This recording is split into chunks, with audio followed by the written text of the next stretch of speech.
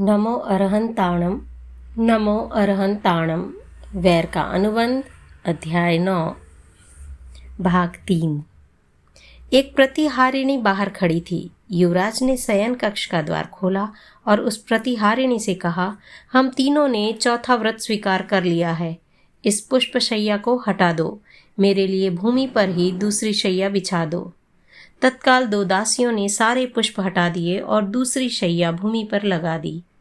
दोनों रानियों ने भी युवराज का ही अनुसरण किया। प्रतिहारिणी को बहुत आश्चर्य हुआ। ऐसी सुंदर पत्नियों के होते हुए भी ब्रह्मचर्य व्रत की प्रतिज्ञा करना अत्यंत कठोर व्रत है। प्रातःकाल हुआ। युवराज प्रातः कर्म से निवृत्त होकर अपने चारों मित्रों के साथ जिन पूजन करने गया। वहां से प्रसाद में आने के पश्चात युवराज से अशोक ने प्रश्न किया, अब आपके संयम का क्या होगा? युवराज ने हंसते हुए कहा, मित्रों, मेरे सारे अवरोध मिट गए। सर्व त्याग की भावना को बल मिला है। दोनों राजकन्याएं महान हैं। कल सुहाग रात को हम तीनों ने जाव जीवन विषय भोग का त्याग कर मनाया है। चारों मित्र अवाक रह गए। चारों ने युवराज को प्रणाम किया और उसे धन्य धन्य मानने लगे। जो कार्य अत्यंत दुष्कर था उसे युवराज ने सरलता से संपन्न कर लिया था। चारों के मन में संवेग की भावना प्रबल हो उठी। 1 सप्ताह बीत गया। ताम्रलिप्ति के महाराजा अपनी रानियों के साथ विदा हो गए। उसके बाद एक दिन प्रतिहारिणी ने सारी बात महारानी और महाराजा को बताई। दोनों बहुत चिंतित हुए। उसी दिन रात्रि का प्रथम प्रहर पूरा हो उससे पूर्व महाराजा और महारानी युवराज को समझाने उसके महल में पहुंच गए। प्रासाद में प्रवेश कर दोनों सीढ़ियों से ऊपर चढ़ रहे थे।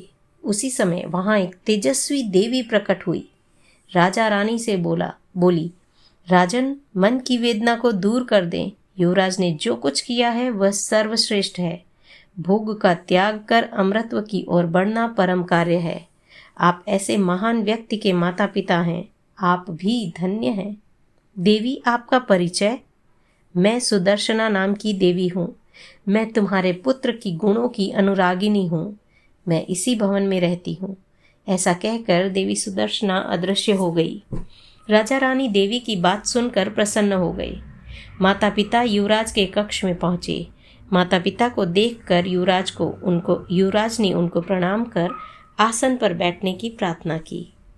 माता पिता बैठ गए। बोले, पुत्र, तुम तीनों ने असंभव को संभव कर दिया है। देवता भी तुम्हारे गुणों का संगान करते हैं। एक बात है, प्रत्येक कार्य करने से पूर्व उसकी परिणति पर विचार कर लेना चाहिए। पिताजी, पूरी तरह सोच समझ कर ही मैंने सर्व त्याग की ओर बढ़ने के मार्ग को पहला कदम बढ़ाया है। अर्थ और काम की इच्छा वाले मनुष्यों को अर्थ और काम की आराधना में कितना प्रबल पुरुषार्थ करना पड़ता है। वे तभी उसमें सफल होते हैं। धर्म और मोक्ष की साधना में भी प्रबल पुरुषार्थ अपेक्षित होता है। पिताजी, मौत का साया सिर पर है। उस पर विजय पाने का एक ही मार्ग है, सर्व त्याग का। पिताजी, आप हमें आशीर्वाद दें। माता ने कहा, बेटा, तुम्हारी वधुओं का क्या होगा? उनका नव विकसित कलियों के भविष्य के बारे में क्या तुमने कुछ सोचा है? माँ, हम तीनों ने एक ही मार्ग पर अग्रसर होने का निश्चय कर लिया है। तुम्हारी वधुएं श्रेष्ठ जीव है। उनका कर्म बंध लघु है। उन्होंने सहज रूप से प्रतिबोध प्राप्त कर अमृतत्व की ओर बढ़ने का दृढ़ संकल्प कर लिया है।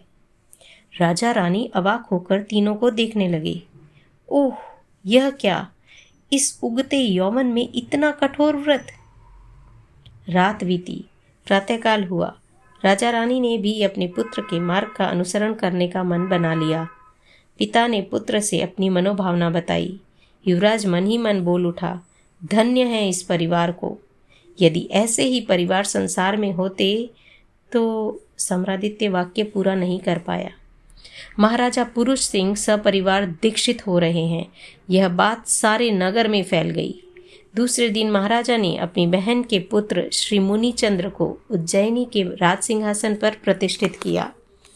उन्हीं दिनों आचार्य प्रभास उज्जैनी के उद्यान में आए थे। इनके पास दीक्षित होने की योजना थी। राजप्रसाद से शोभा यात्रा उद्यान की ओर अग्रसर हो रही थी। नर नारी शोभा यात्रा को देखने उमड़ रहे थे। युवराज सम्रादित्य के विरक्ति का गुणगान हो रहा था। चारों ओर प्रसन्नता की प्रसन्नता व्याप्त थी। किंतु वही जन्मा अग्निशर्मा का जीव गिरिसेन उस शोभा यात्रा को देख कष्ट का अनुभव कर रहा था। उसका मन आक्रोश से भर गया। उसे प्रतीत हुआ कि युवराज दंभी है, मूर्ख है, कर्तव्य विहीन है। लोग कितने अंधे होते हैं कि एक कायर व्यक्ति के पीछे दीवाने होकर प्रशंसा के फूल बिखेर रहे हैं। ऐसे दंभी व्यक्तियों के कारण ही संसार का सुख नष्ट हो रहा है। शोभा यात्रा उद्यान में पहुंची। आचार्य प्रभास ने सभी मुमुक्षुओं को भागवती दीक्षा प्रदान की। युवराज ने मुनि बुने सम्रादित्य की दीक्षा अनेक भव्य जीवों के लिए उपकारक बनी थी, परंतु गिरिसेन का हृदय ईर्ष्या और द्वेष के उभार से फूट रहा था। वह अब मुनि सम्रादित्य का छिद्रान्वेषण करने लगा। तीसरे दिन आचार्य प्रभास नव दीक्षित मुनियों के साथ वहां से अन्यत्र विहार कर गए। अनेक वर्ष बीत गए। मुनि सम्रादित्य ज्ञान आराधना में तल्लीन हो गए। द्वादशांगी की ज्ञाता और गीतार्थ बन गए। आचार्य ने उनको वाचक पद प्रदान किया। एक बार वाचक सम्रादित्य अपनी शिष्य मंडली के साथ अयोध्या में आए। वहां का राजा प्रसन्न चंद्र भी प्रवचन सुनने गया। वहां से विहरण करते करते महान वाचक मुनि सम्रादित्य एक बार उज्जैनी के परिसर में आए। वायु वेग से यह समाचार प्रसिद्ध हो गया और भूतकाल के युवराज मुनि श्री मुनि प्रवर सम्रादित्य यहाँ पधारे हैं। नागरिक हर्ष भरे हृदय से मुनि के दर्शनार्थ आने लगे। राजा मुनि चंद्र और महारानी नर्मदा भी परिवार सहित वहां आई। सभी की प्रार्थना का सम्मान करते हुए मुनि सम्रादित्य ने नगरी के उपाश्रय में जाने का निश्चय किया। भव्य शोभा यात्रा नगरी की ओर प्रस्थित हुई। विगत 8 जन्मों से वैर के विष का पोषण करने वाला अग्निशर्मा का जीव गिरिसेन शोभा यात्रा को देखकर अत्यंत क्रुद्ध हो गया। वह यह नहीं जानता था कि सम्रादित्य के प्रति उसका यह वैर भाव क्यों है। सभी को पूर्व जन्म का ज्ञान नहीं होता। गिरिसेन मुनि सम्रादित्य का जय जयकार सुनकर दुख का अनुभव करने लगा। उसने सोचा, क्या इस दंभी साधु को कोई समझ नहीं सका? क्या सभी लोग अंधे हैं? ओह, मैं अपने अंतर की आग कैसे बुझाऊं? यदि अवसर प्राप्त हो तो मैं इस पाखंडी मुनि का नाश कर डालूं। 5 दिनों के बाद ही एक अवसर प्राप्त हो गया। एक दिन मुनि सम्रादित्य योग की विशिष्ट साधना करने उपाश्रय से अकेले ही बाहर चल पड़े। अवसर की प्रतीक्षा करने वाला गिरिसेन हर्षित हुआ और मुनि की चेष्टाएं देखने उनके पीछे पीछे चल पड़ा। नगरी के बाहर अशोक उद्यान में मुनि सम्रादित्य प्रतिमा ध्यान में स्थित होना चाहते थे। वे वहां गए। साथ में समागत सभी उपासकों को नगरी की ओर लौट जाने का कहकर मुनि प्रवर ने एक वृक्ष के नीचे भूमि का प्रमार्जन कर वहीं कायत्सर्ग में ध्यानस्थ हो गए। ध्यान की लीनता बढ़ी और वे बाह्य जगत से सर्वथा मुक्त होकर अंतर्जगत में विचरण करने लगे। इधर गिरिसेन ने यह मान लिया कि यह अवसर अपूर्व है। वह अन्यत्र गया और कुछ एक वस्त्रों का तेल में डुबा कर वहां ले आया। उसने चारों ओर देखा, वहां कोई नहीं था। यह निश्चित कर वह मुनि के पास गया और उसने तेल के भीगे हुए वस्त्रों को मुनि के शरीर के चारों ओर लपेट दिए। मुनि अंतर जगत में लीन हो गए थे। बाहर के जगत का उनका कोई भान नहीं था। उनकी भावधारा विशुद्धतर होती जा रही थी।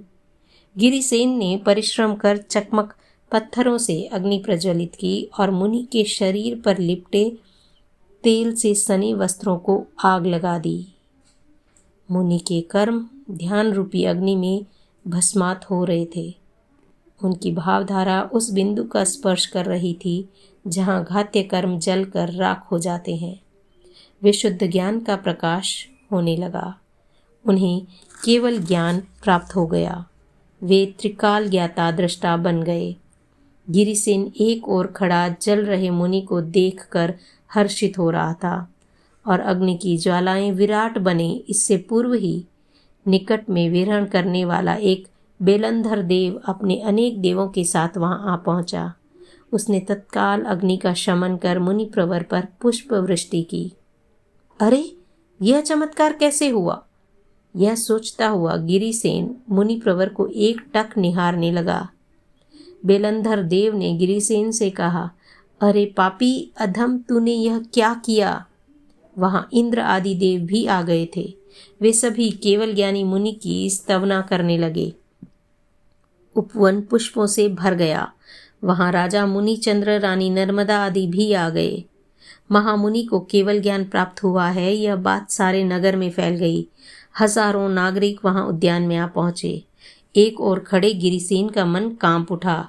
उसके मन में पहली बार यह भाव आया कि ओह, यह तो महान आत्मा है। मैंने इस मुनि के साथ सद्व्यवहार नहीं किया।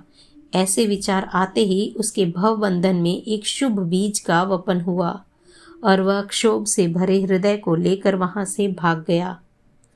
केवल ज्ञानी मुनि सम्रादित्य ने प्रथम देशना दी। केवली भगवान की देशना सुनकर परिषद धन्य हो गई। इंद्र आदि देव नमन कर चले गए। राजा मुनिचंद्र ने प्रश्न किया, भगवान, आप जैसे महापुरुषों का ऐसा उपसर्ग देने वाला अधम व्यक्ति कौन है? इसने ऐसा क्यों किया? केवली बोले, यह तो बहुत लंबी कहानी है। मनुष्य भव के 8 भवों से वैर का विष चला आ रहा है। इस 9वें भव में गिरिसेन नामक व्यक्ति का जीव ही अग्निशर्मा का जीव है। यह कहकर केवली भगवान ने संक्षेप में 9 भवों की कहानी बताई। सुनने वालों के मन में यह प्रतीत हुआ कि एक नन्हा सा विष बीज कितना विराट विशाल वृक्ष बन जाता है। बेलंधर देव ने पूछा, भगवान, अब गिरिसेन का क्या होगा? भद्र, वह अपना आयुष्य पूर्ण कर नरक की यातनाएं भोगेगा। उस जीव ने अनंत संसार का उपार्जन किया है। एक नागरिक ने पूछा, अग्निशर्मा का जीव भवी है या अभवी? भवी। क्या उसको सम्यकत्व प्राप्त हो गया? नहीं, परंतु आज ही मुझे उपसर्ग देने के पश्चात उसमें एक शुभ बीज का वपन हुआ है। आज ही पहली बार उसके मन में एक पश्चाताप हुआ है। अनंत काल से भव भ्रमण करता हुआ वह शंख नाम का ब्राह्मण होगा। वहां उसे सम्यकत्व प्राप्त होगा और उसी भव में वह मोक्ष प्राप्त कर लेगा। यह सुनकर बेलंधर देव केवली भगवान को वंदन कर चला गया और केवली मुनि सम्रादित्य भूमंडल पर विहरण करने लगे। और इसी के साथ वैर का अनुबंध उपन्यास समाप्त होता है। आप सभी का बहुत बहुत धन्यवाद मेरी इस यात्रा में मेरे साथ बने रहने के लिए। अगले वर्ष पर्युषण में फिर एक नए उपन्यास को लेकर आने का भाव है। तब तक स्वस्थ रहिए, मस्त रहिए, पर सावधानी से अपने अंदर चल रहे हर एक विचार पर ध्यान करके। जय जिनेंद्र। आपको यह उपन्यास कैसा लगा हमें कमेंट बॉक्स पर लिखकर ज़रूर बताइए। और आपने इस उपन्यास से क्या क्या सीख ली, हम ये जानने के लिए भी उत्सुक हैं। इंतज़ार रहेगा आपके कमेंट्स का। Subscribe the channel and share the video. Thank you Arjun Mukherjee for shooting and editing my video.